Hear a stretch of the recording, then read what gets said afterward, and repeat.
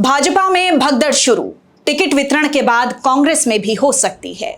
मौसम ही ऐसा है साहब। हरियाणा विधानसभा के चुनावों के लिए 67 प्रत्याशियों की लिस्ट जारी होते ही कई नेताओं के कार्यालयों से पार्टी के बैनर पोस्टर हटने लगे हैं। कल तक जो माई बाप थे, अब उनको गालियां भी मिल सकती हैं।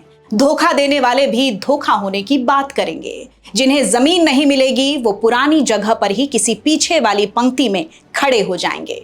पार्टी के निस्वार्थ सिपाही, वफादार कार्यकर्ता और न जाने क्या क्या कहकर अपने दिल को ठंडक देंगे।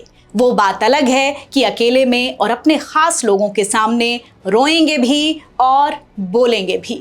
जी हाँ, चुनाव हैं और यही चुनाव के रंग हैं। जनता भोली है, एक के नहीं तो दूसरे के नारे को आकाशवाणी मान लेगी, किसी ना किसी के साथ खड़ी हो जाएगी। 5 अक्टूबर तक जय जयकार होगी, 8 अक्टूबर को किसी की जीत तो किसी की हार होगी। मैं हूं सोनल दहिया, आप देख रहे हैं आपका अपना एक नया मीडिया प्लेटफॉर्म द चबूतरा। द चबूतरा की चुनावी गुलझट के इस एपिसोड में हम बात करने की कोशिश करेंगे भाजपा के उम्मीदवारों की पहली लिस्ट की। लिस्ट कुछ नामों को छोड़कर चौंकाने वाली नहीं है। नाम ज्यादातर वही हैं जिनकी चर्चा हो रही थी। हाँ, एक बात साफ है कि भाजपा ने पहली लिस्ट में बहुत सेफ खेलने की कोशिश की है। 10 साल से केंद्र और प्रदेश में सत्ता पर काबिज भाजपा भी अब धीरे धीरे ढर्रे की राजनीति पर आकर खड़ी हो गई है। परिवारवाद को सबसे बड़ा हथियार बनाने वाली भाजपा को अब परिवारवाद से परहेज नहीं रहा है। पिछले लोकसभा चुनावों में केंद्रीय मंत्री चौधरी बीरेंद्र सिंह से इसलिए इस्तीफा ले लिया गया था कि उनके बेटे बृजेंद्र को हिसार से टिकट दिया गया था। राव इंद्रजीत सिंह पिछले चुनावों में भी अपनी बेटी आरती राव के लिए विधानसभा टिकट मांग रहे थे, उस बार नहीं दी गई थी। अब भी स्थिति सेम है। राव इंद्रजीत सिंह अब भी पहले की तरह केंद्र में मंत्री हैं, लेकिन आरती राव को अटेली से टिकट मिल गया है। भाजपा दबाव में केवल इंद्रजीत के सामने ही नहीं झुकी, राव नरबीर के तेवरों को भी नहीं झेल पाई। किरण चौधरी को राज्यसभा सदस्य भी बनाया गया और उनकी बेटी को भी टिकट दे दिया गया है। अब मां एमपी और जीती तो बेटी विधायक। भव्य बिश्नोई, शक्ति रानी शर्मा, सुनील सांगवान और मनमोहन भडाना भी सीधे सीधे राजनीतिक परिवारों से ही तो आते हैं। हालांकि उद्योगपति सावित्री जिंदल को टिकट ना मिलना थोड़ा चौंकाने वाला जरूर है। और अब सावित्री जिंदल ने निर्दलीय चुनाव लड़ने की घोषणा भी कर दी है। उम्र का बंधन तो खुद प्रधानमंत्री नरेंद्र मोदी के केस में टूटने लगा है। 3 प्रत्याशी 75 पार हैं। केंद्र और राज्य की 10 साल की सत्ता के बाद भी भाजपा दल बदलुओं को टिकट देने से परहेज नहीं कर पाई। मजेदार बात यह है कि 1-2 नाम तो ऐसे हैं जो कांग्रेस के पास टिकट मांगने गए हैं, उन्हें कांग्रेस का टिकट नहीं मिला और भाजपा ने उन्हें टिकट दे दिया, यानी अपनी टिकट को कांग्रेस से सस्ता कर दिया।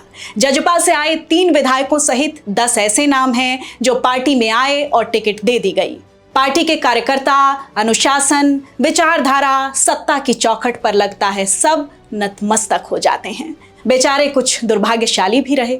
रणजीत चौटाला को लोकसभा का चुनाव हारने के बाद भी बिना विधायक के मंत्री बनाया गया। कुछ दिन पहले तक रणजीत भी भाजपा के कई वरिष्ठ नेताओं को सीधी चुनौती देते दिख रहे थे।